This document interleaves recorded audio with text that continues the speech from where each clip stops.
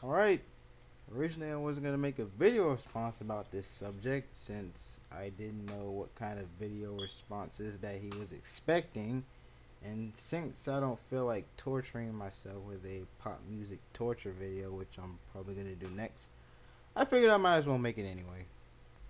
Now when it comes to Sonic nowadays, I view it as wasted potential due to the laziness of Sonic Team.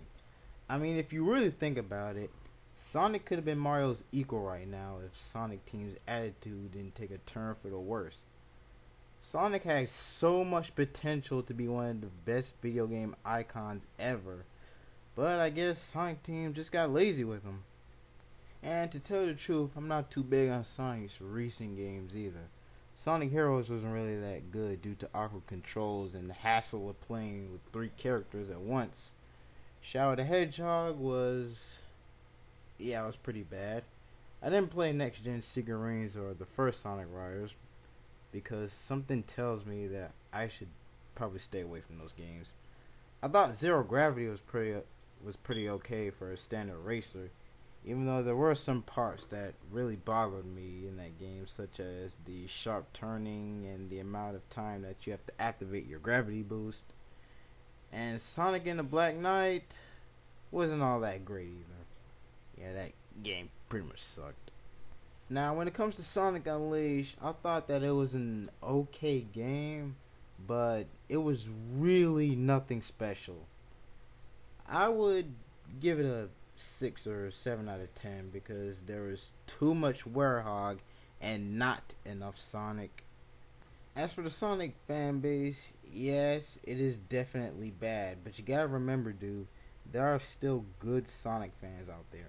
And even though the bad ones seem to overshadow the good fans, that doesn't mean that all Sonic fans are Sonic fags. And I'm happy that you brought up Crash and Spyro since I grew up with those two.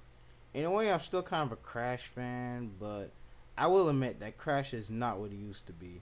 The first 3 Crash games were awesome, but Wrath of Cortex was basically a rehash of the stuff that we've already seen before, and I still thought it was a decent game though.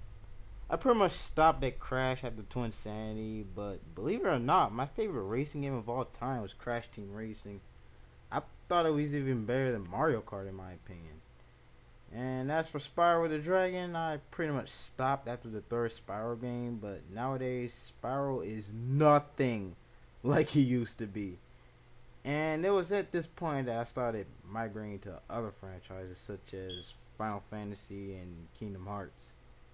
And if you want to hear my thoughts on Pokemon, check out the 2 Pokemon vids that I did. Yeah. And it's hard to believe that there are people who are still fans of Thomas the Tank Engine and Barney the Dinosaur.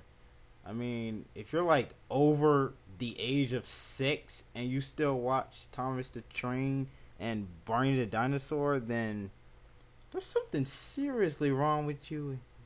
I mean, you might be a pedophile or something. I mean, I don't know why grown-ups watch that show, man. It bothers me too. I guess the reason that I'm still a Sonic fan is because I can see a lot of potential in Sonic to be one of the best. But nowadays, most of that potential has been wasted. And I can still see that potential. But the question is, does Sonic Team still see it?